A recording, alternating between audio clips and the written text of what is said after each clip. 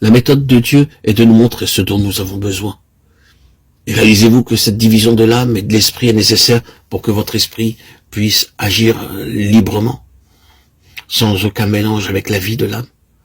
Vous rendez-vous compte que c'est la parole de Dieu qui agit comme un couteau et qui sépare l'un de l'autre.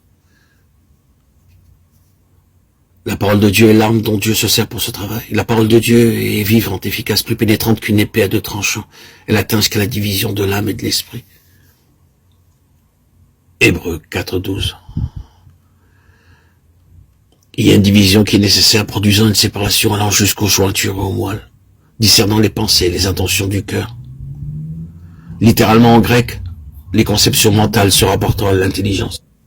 C'est la parole de Dieu qui sépare l'un de l'autre. Il est évident que nous avons tous beaucoup de conceptions mentales de la parole de Dieu et des conceptions de vérité qui ne viennent pas du Saint-Esprit.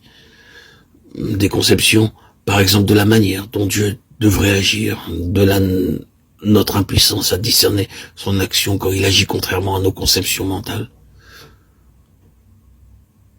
Nos idées préconçues sont certainement ce qui empêche le plus le Saint-Esprit de nous révéler la volonté de Dieu. Nous pouvons aussi avoir une conception mentale de la signification d'un verset qui empêchera le Saint-Esprit de vous en révéler toute la portée.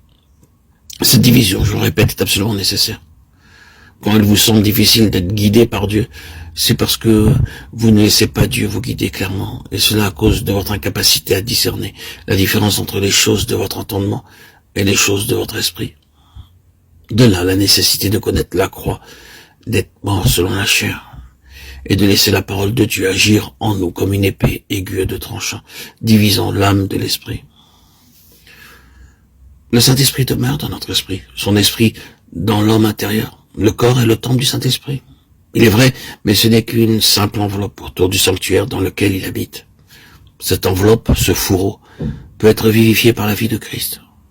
Si donc l'esprit de celui qui a ressuscité Jésus habite en vous, celui qui a ressuscité Christ d'entre les morts rendra aussi la vie à vos corps mortels par son esprit qui habite en vous. Romains 8:11.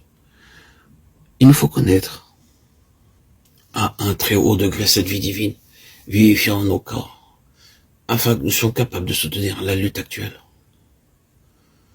Nos forces naturelles sombreraient, c'est pourquoi Dieu vivifie nos corps mortels, pour nous permettre d'endurer ce que ni la chair ni le sang ne pourraient supporter sans mourir. Une des tentations dans la guerre spirituelle est la fatigue corporelle. On est souvent tenté de se dire, il faut que je m'arrête, au lieu de se confier au Dieu qui ressuscite les morts, qui peut vivifier le corps mortel, pour qu'il puisse endurer et triompher dans et à travers toutes les luttes.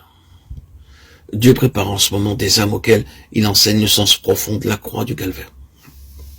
Rappelez-vous, confiez-vous et comptez sur la puissance de son esprit dans l'homme intérieur, Ephésiens 3:16. C'est-à-dire que le Saint-Esprit demeure dans votre esprit pour le fortifier puissamment, esprit, âme et corps, et pour accomplir toute la volonté divine en vous.